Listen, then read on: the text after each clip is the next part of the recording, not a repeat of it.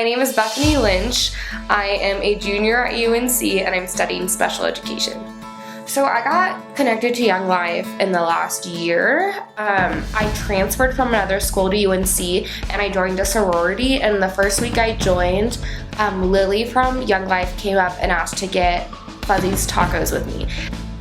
Lily is such a bright person in my life.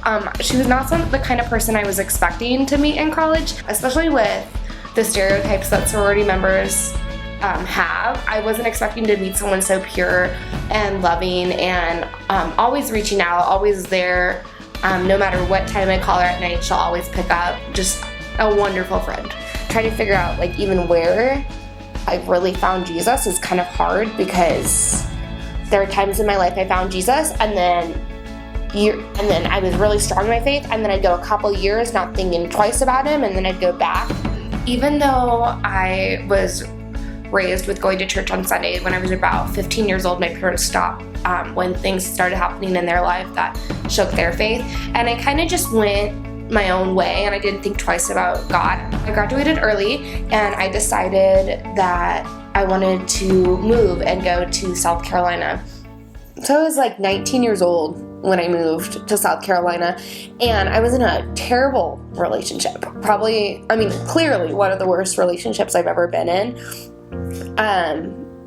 Mentally and physically abusive. The things I was dealing with on a daily basis, I have no idea how one could even put themselves in a situation like that. And I was struggling. At that time, I wasn't talking to my parents, and I was just in this terrible situation, and with no way that I could see out. I have this need to feel loved, whether, romantically or just family-wise. I have this need on the inside to just I need to feel loved, and when I wasn't feeling that, I needed to find it somewhere else. I decided one day that I just needed someone, a group of people, and it was just so instinctual inside of me, and I got up and I literally Googled churches that I could just go to on that Sunday morning. That was when I kind of found my faith again, but the minute I moved back to Colorado, that kind of all washed aside, and it was I was starting over a new leaf in Colorado, where God was for South Carolina, God wasn't for Colorado. When I came back to UNC, things were really scary for me. As time went on, I really didn't feel at home here, and I was experiencing a lot of mental health issues that were really greatly affecting my life, and I ended up just crying in my bed one day, and I was just thinking of all the people that I could reach out to, that I wanted to reach out to, and instead of calling Lily up to be hey, I need you, come talk to me, I was I know she's in Young Life, and I know she knows, I need to get back into a church. I'm in the same place I was when I was in South Carolina. I need to get back into a church. And I sent a message to Lily. I said, and I was all happy, but I was crying as I was texting this, but it was little emojis were all over the place. And I said, hey Lily, do you know of any good Bible studies or anything you go to? And that was the week Lily became the Young Life leader in the Greek life.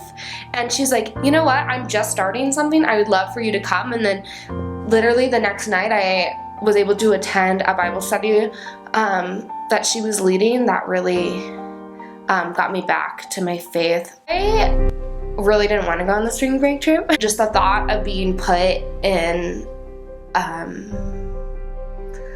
in a place I don't know, I've never been to before, with a bunch of people I don't know, with the exception of one person, seemed really scary to me. The minute I got there, I just had this, it sounds so cheesy, but I had this warm fuzzy feeling in my heart, and from that point forward, the trip was actually really, it sounds so cheesy, it was pretty life-changing for me, and the way I've constructed my life since then has been very different. I have a hard time sometimes seeing God in the little things, and that's something I'm working towards, and seeing him in everyday life. But I was just seeing him shine and come through people, which was something I experienced before, but I hadn't experienced it in Colorado, and it was almost a shock. Beautiful scenery. I had an amazing trip, but it was really the people that made the trip, that made God come alive to me on that trip. It was showing me the kind of person I want to become and grow, and that I'm not the only one growing, and that I'm not the only one searching. It was kind of like it was a wash, and I was given an opportunity to really reset myself, and I came back and I really got myself more involved. It was something that I was starting to live with every day and internalize, and to look for Jesus in my everyday moments. That's a big question. That's a loaded question, Krista. What do I love about Jesus and God? I mean, I love his plan for me. I think with my story and like everything I've shared, like that's not something, the plan he has for me is not a plan I would have had for myself. But it's nothing I could have ever imagined or like could ever even believe my life could be. But it's all because of God and what he has in his story for me. I just love how God's taking care of me and how he loves the people that don't even love him. I just see his love everywhere. Even the things that seem negative have love in them. Well, and I love his faithfulness to me.